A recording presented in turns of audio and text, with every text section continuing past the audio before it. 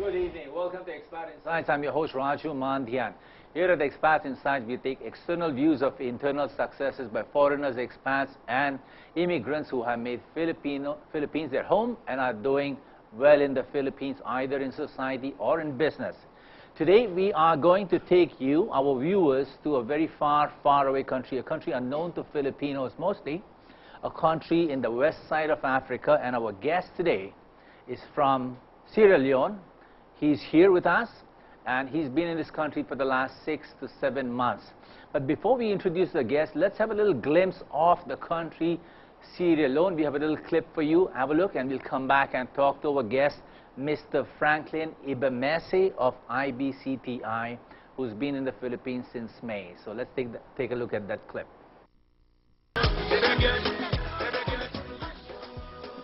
All right, I hope you enjoyed that little glimpse into Sierra Leone, the beautiful country of West Africa, almost as beautiful as Philippines. So our guest today is from that country, and his name is Frankline Ibemessie. He is the Senior Procurement Officer of IBCTI, and he's here to tell us more about his beautiful country. Welcome to Expat Insights, Frankline. Thanks, Raj. Thank you so much. Yes, I come from Sierra Leone. I have been here for a little over 6-7 months. I came in May, and I'm a procurement consultant. I've worked in a few countries, and I love my country. Yeah, I know. I can sense that. That's why you're here, because you love your country. Tell me, why do you love your country? What is special about being a person from Sierra Leone? Sierra Leone is a small country compared to the Philippines. Yeah. We're talking 27,000 square miles. Yeah. But the greatest strength of Sierra Leone is its people. Yeah. We have a population, a small population, about 6 million. Yeah. And the Sierra Leonean people believe in having peace, believe in a lot of enjoyment. Yeah. And believe in not sweating the small stuff. Not sweating over this, so taking it easy. We take it easy. So believe in peace, believe in taking it easy. We are particularly tolerant. Yeah. Extremely so. Yeah. Very nice. We love foreigners. Sierra Leoneans do. Yeah. And you will find that we are one of the most, even if you go check it up, we're one of the most religious tolerant nations. Is it right? Is it right? So we have a Muslim population and a Christian population, and we do not care who is what. So there's never disagreement on the streets or at work? On the religious front, never. Never, nothing like on the street, like, hey, your belief system is different and mine is different, nothing happens? No, yeah? Like a friend of mine would have a wedding, and that wedding would involve all the invitees going both to church and the mosque. At the same time? Yeah, well, yes, one after the other, and we all just go. Right. It doesn't even matter. How about this educational system?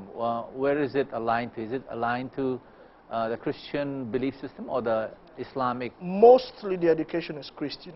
It's aligned. Yeah, because Sierra Leone was a British colony, so the educational system we have is based on that system. So it's mostly Christian. Yeah. But Muslims go to Christian schools. Yeah. There are more Muslims than Christians. Yeah. But there are very few Muslim schools. Okay. There's a lot of Christians. Frankline, let's take a few minutes break here. Okay. We'll come back and ask you about the history of Sierra Leone. Okay. The current state of Sierra Leone. It's now a free country. Yes. And what its future looks like, and if there's anything happening between Philippines and Sierra Leone, if there's anything happening. Okay. So we'll take that break, ladies and gentlemen. We'll come back. Sierra Leone is the same country that has been featured in the movies Amistad and Blood Diamonds. Blood Diamond, the one with Caprio. Yeah. So that was a very good movie. We'll come back and talk to Mr. Frankline, and we'll talk to him a little bit more about the country Sierra Leone. Stay with us. This is Expat Insights. I'm your host, Raju Mandhyan.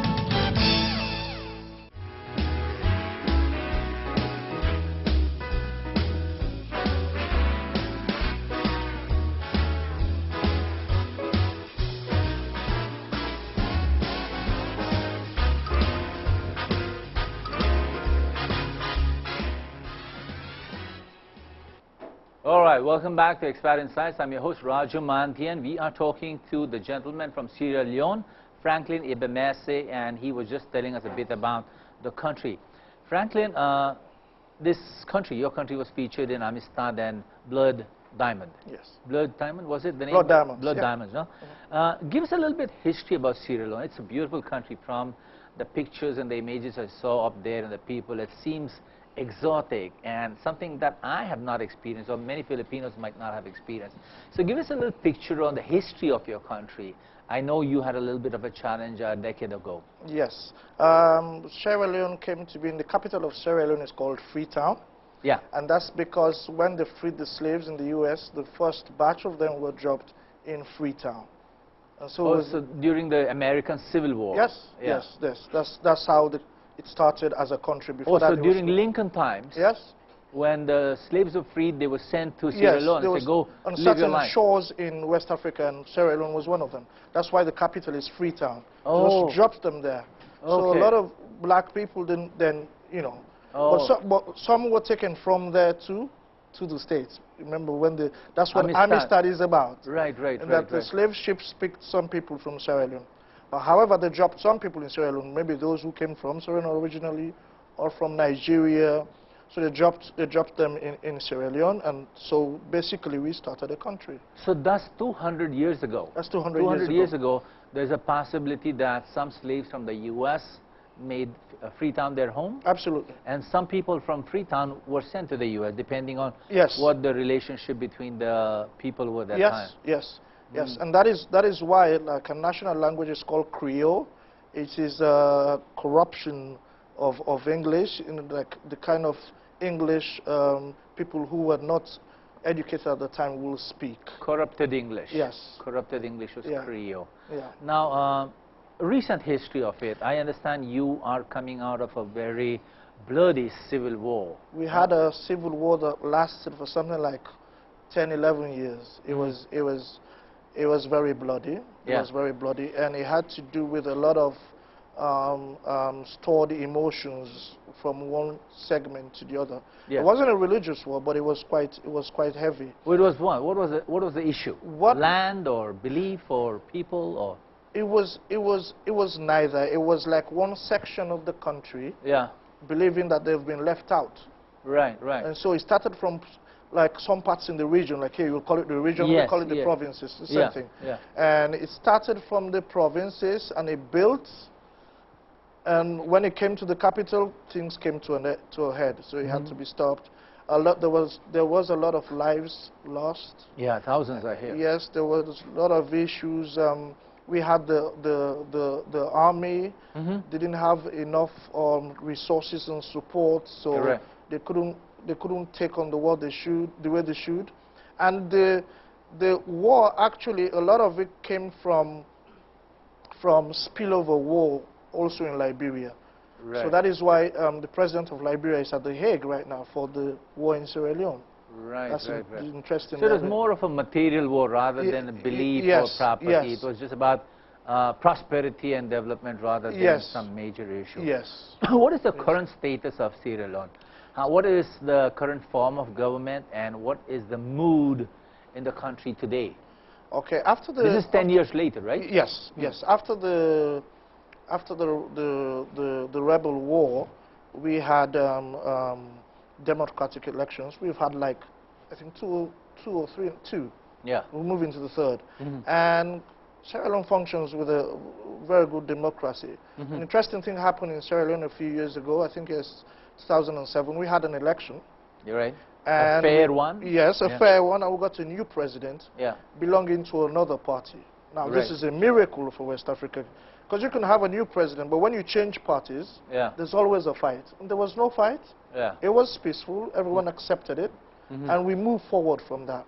The interesting thing, though, is I think we're even more peaceful and we understand how to value what we have because of the war. All of you? Yes. How many million are you in Sierra Leone? 6.3 million right now. So most of you realize the value of peace and freedom today. Yes. Thus your flag represents that, the green, white and blue. Yes, unity, freedom and justice. Unity, freedom and justice. Yes. So give us a picture of your life 20 years ago in Sierra Leone. Okay. And life, one day in the life of a person from Sierra Leone today. Okay. I was 25 years ago, what was the life like when you got to school or college? Oh, compared to Philippines, create a Filipino perspective. Okay. We we had I had a great youth. I had I had lovely parents, sent to school. I was sent to public school, which was called Prince of Wales School, because that school was opened by the Prince of Wales. You know, we had the British as colonial masters a long time ago. The difference now that I'm here and I look at the schoolgoers today, 21st century. Yes. Yeah. The difference is, I mean, then we didn't have all the computer games and stuff, but then and now in Sierra Leone we still have the a lot of social cohesiveness where everyone is a brother. Then, 20 years ago. Before the Civil War. Long before everyone thought there was going to be a war. A lot of social cohesiveness. Everyone, you know everyone next door. Like now we live in condos, you don't know who's next door and stuff. But you know everyone down the street. Yeah. And yes, it was very nice. And 20 years ago, our currency was quite good, you know, and because in 1961 we got our independence, and when we got independence, we were still using the British pound for a while before we came into, you know, Sierra Leoneans. So yes, I went to school. What did you walk to school? What were the games you played? Every day. It was no school buses, no MRTs, no LRTs. No, we don't have any trains in Sierra Leone. Until now? Right now, long before, no.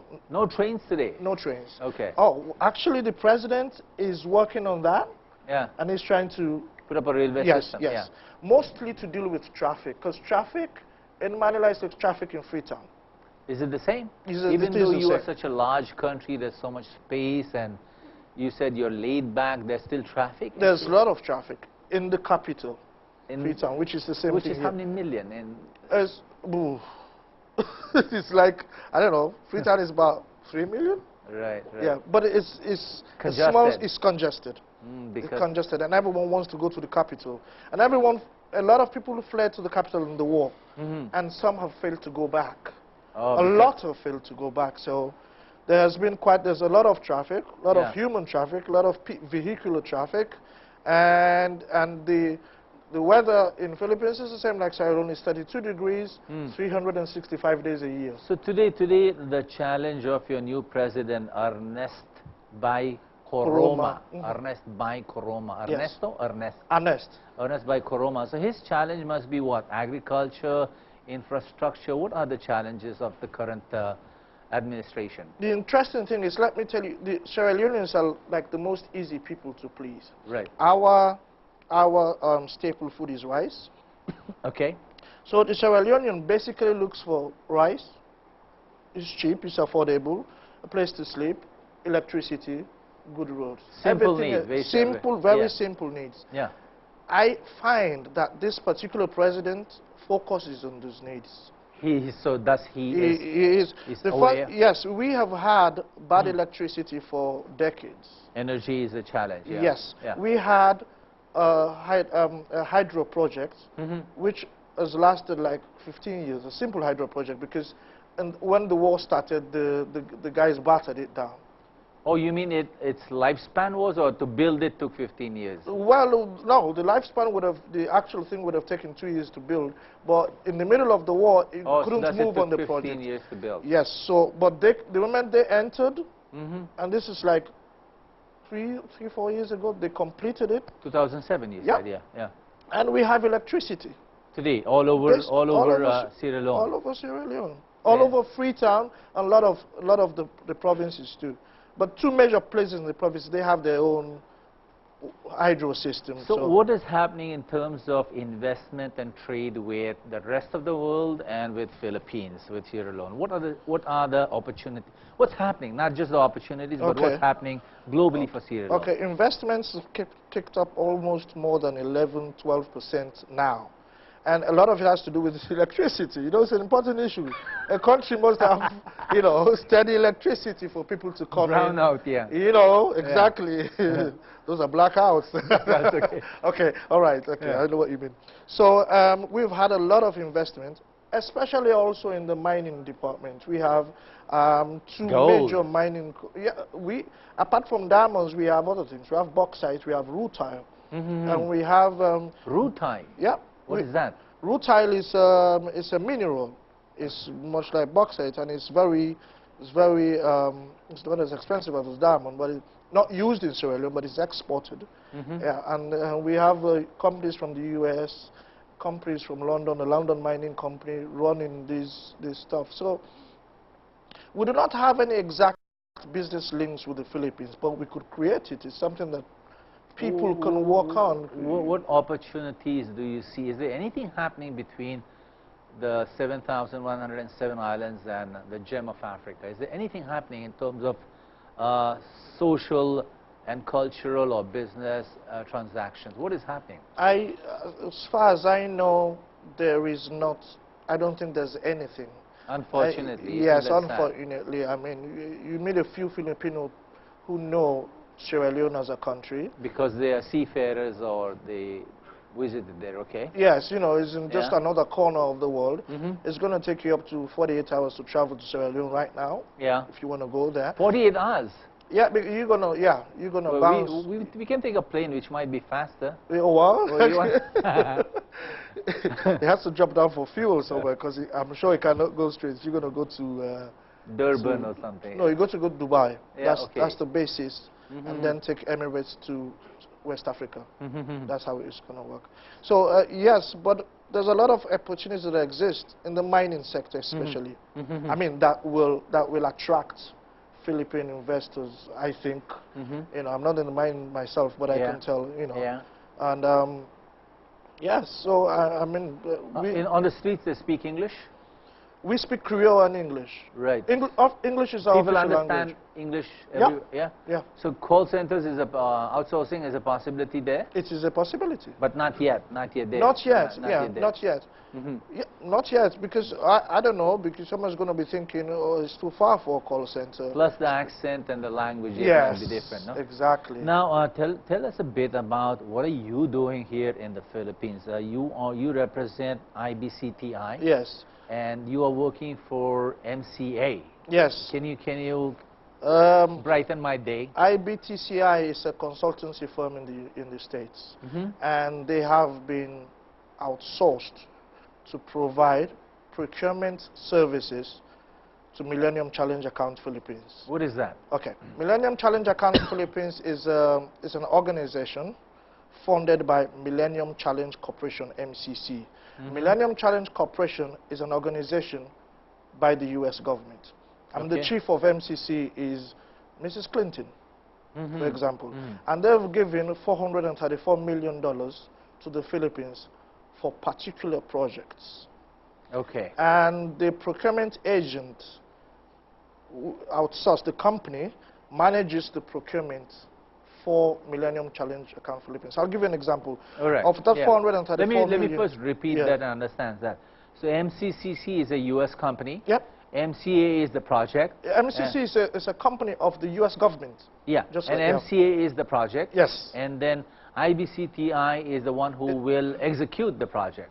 From a procurement perspective. Okay. Yes, the MCAP is the executor itself, and they have two agents, a procurement agent and a fiscal agent. Right. The fiscal agent manages the finance, the procurement agent manages the procurement, implements accounting the procurement. And purchase. Exactly. Okay.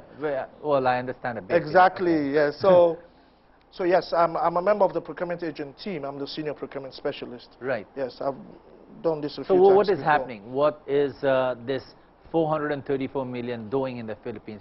What good is it doing? Oh, it's doing a lot of good. First of all, we have a project called Kalahi Seeds. A lot of people know about Kalahi Seeds.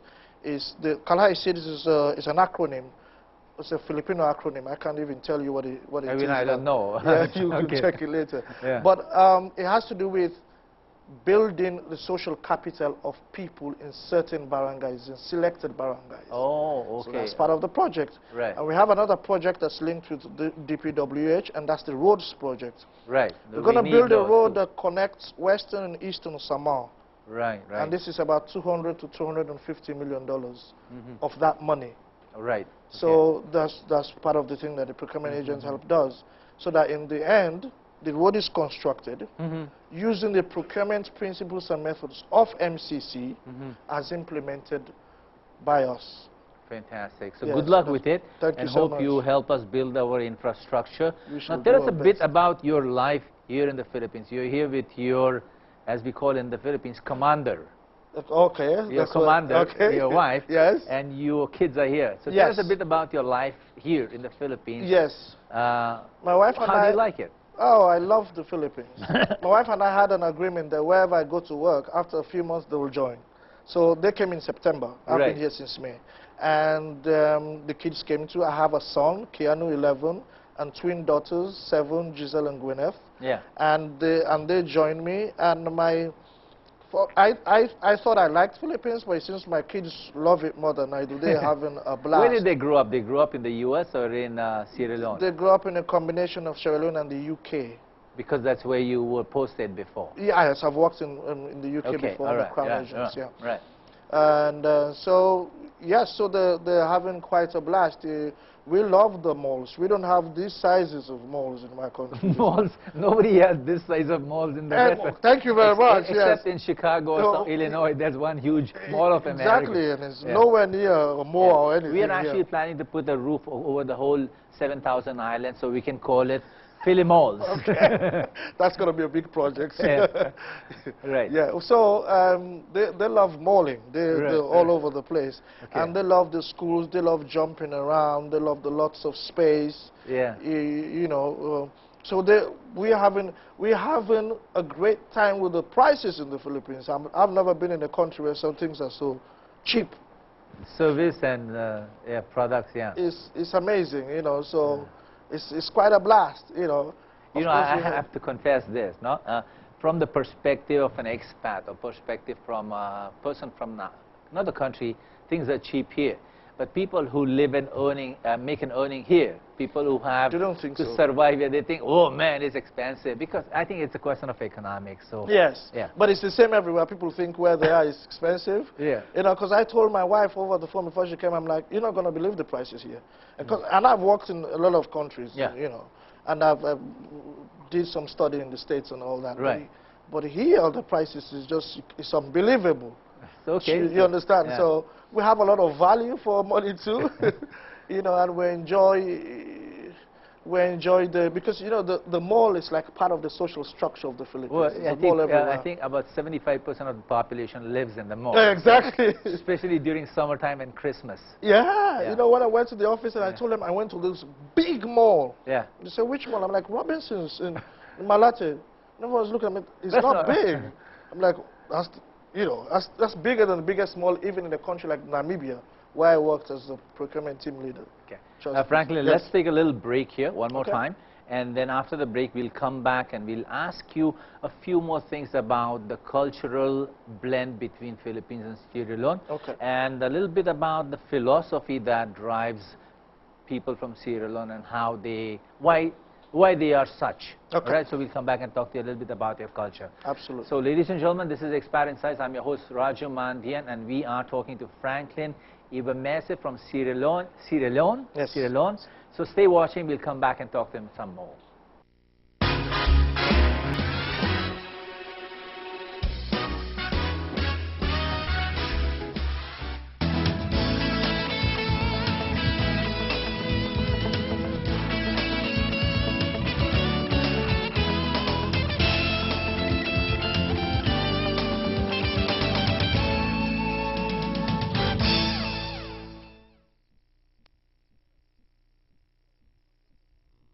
Minutes more. Thank you, Mr. Chairman. If J3 is the program director, I presume that when a certain amount of that fund is spent, his attention or his concurrence is within the concurring line. Yes, Your Honor. And are you trying to tell me then if ever there were anomalies then in the expenditure or in the usage of the UN funds, the J3 is also included, or any officer or staff officer for that matter, wherein that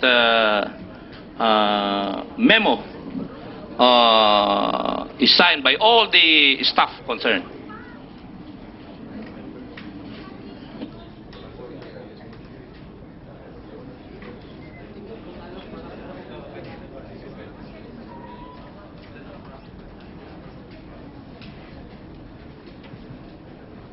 Still trying to find out, Your Honors, when J3 became the program director, because... Thank you. Mr. Chairman, I envy the Armed Forces of the Philippines. Why? Because in the GAA, there are allotted UN contingency fund there, and the expenses are reimbursed by the UN. Insofar as the PNP is concerned, I haven't experienced any allocation in the GAA and funds coming from the United Nations. Thank you, Mr. Chair. Yes, but in fairness to the amount budgeted by Congress to the AP relative to the peacekeeping mission is not actually the amount that we are talking about here. It is the expenses required by operating the peacekeeping operations office or center in Tarlac. So that's, maybe we need to examine that. Kasi 65 million, 95 million, 80 million for 2011 is 80 million, no? 80 million. So siguro yun, another ano yan. We will examine it. So here, since we have, we're running out of time. Where's one question, please? So it's just a brief manifest.